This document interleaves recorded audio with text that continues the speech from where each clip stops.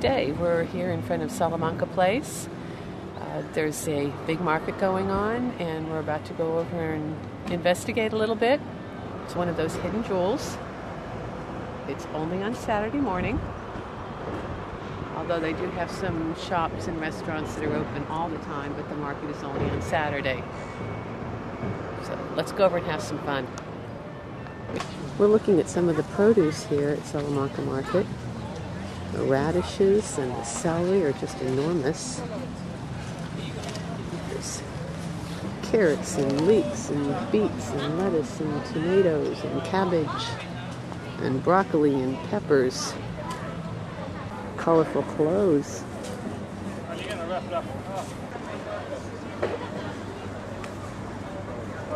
And there's food. Lovely pewter pieces. And bottles. Beautiful Renaissance pieces. And Greg's checking out the wooden handled knives and the cutting boards. Very pretty. Very unique toothpick holders. So nibble the fork. Fresh flowers. Only $5 for those plants. That's a good price.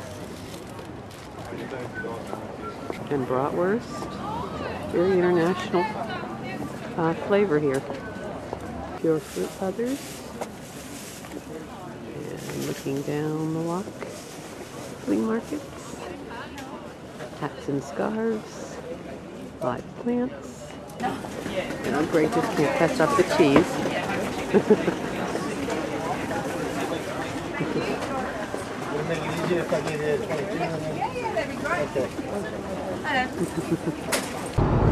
Going to the market was great fun, and now we're leaving Hobart for the rest of the day, and we're heading on to Huon Valley. We're going to find some other adventures to engage in. Traveling along the road here. We'll be there shortly. Well, we're here in Huon Valley at the Apple and Heritage Museum. And we're about to go in. But before we do, let's take a look around. It's a lot different than in town. There's a nice little pond over there. And the mountains in the background. Very pretty. Okay, I'm going to demonstrate two machines today. Firstly, I'll demonstrate the large commercial machine, and then I'll demonstrate the little domestic one. But we need to have a history lesson, of course, because you're in a museum. We need to go back to 1890, when the apple industry here was hit really hard by a disease called black spot. And black spot only affects the peel of the apple, so the flesh of the apple is fine.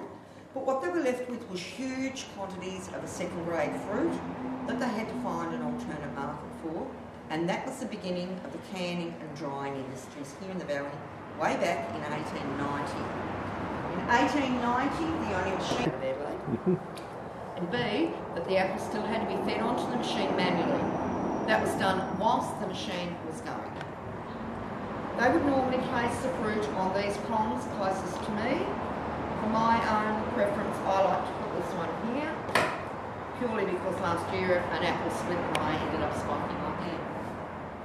That was terribly nice, but...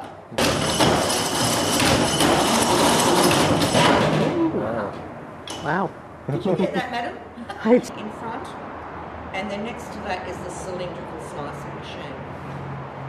At the height of the apple industry here, which was the 1950s and 60s, long before I was born. What? Never said anything. No, it's just smiling. He's very agreeing with me. Come on, make an old girl feel good. We had 12 canneries and 6 drying factories in this valley. So it was a huge part of our industry. Today we only have one cannery remaining at Signet, which is 40 minutes drive from here, and that started in 1895 and still producing commercially canned apples. Now that apple change they've made in 108 years of production, because they still make them today, was the introduction of the suction base, which they did in the 1960s.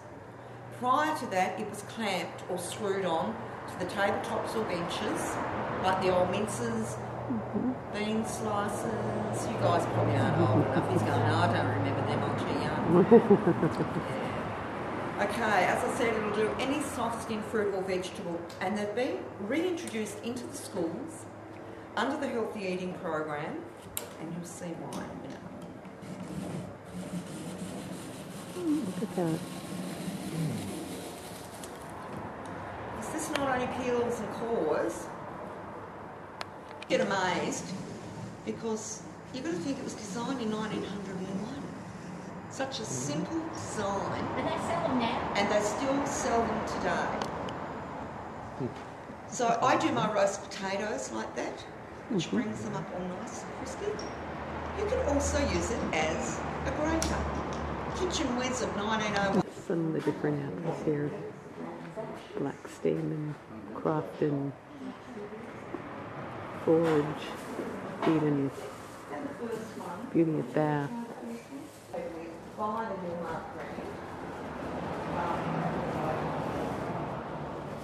We're looking at a typical Tasmanian kitchen at the turn of the century.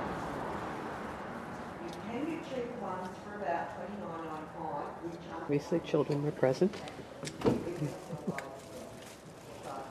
Local blacksmith shop, 1870. And an early telephone. These are items that we used in the schoolroom at the turn of the century. Inkwells, tiny globe, an abacus, books that were read, Gulliver in the Land of the Little People. Beautiful Tasmania.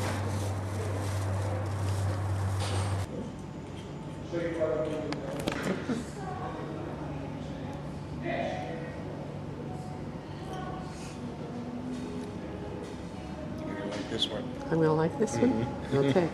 You like that one as well? This one as well. Well, we just did a nice little wine tasting. And we're looking at the vineyards. It's wintertime, so nothing's growing really. It's very nice. There's also a restaurant here open for lunch and dinner, but we're a little bit early, so we're going to move on. We're looking at a small herd of alpacas here at the winery, and we did notice inside that there were some alpaca throws and sweaters. So, hi guys. Another little undiscovered jewel that we've just come across is the Panorama Vineyard. So we're going to go in for a little wine tasting and possibly have something to eat. Again, the view is just beautiful. What's that Riesling?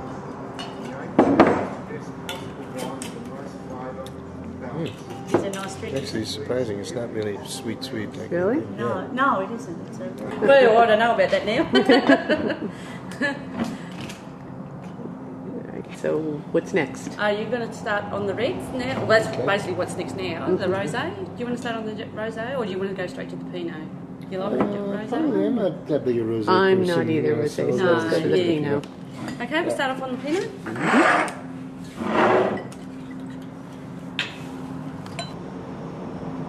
Okay. Thank you.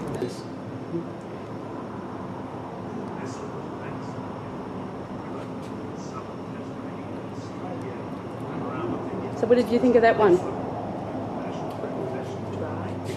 I like it dry, peppery. Yeah. It's got a good flavor. That was not bad. Nice. Good. Okay. Thank you. And then you've got them in the drops. And what they are is like sultana grapes. Oh, yes. And they've just got like the cocoa red with the flavour of the Shiraz or the Pinot. Break it open. They're real yummy.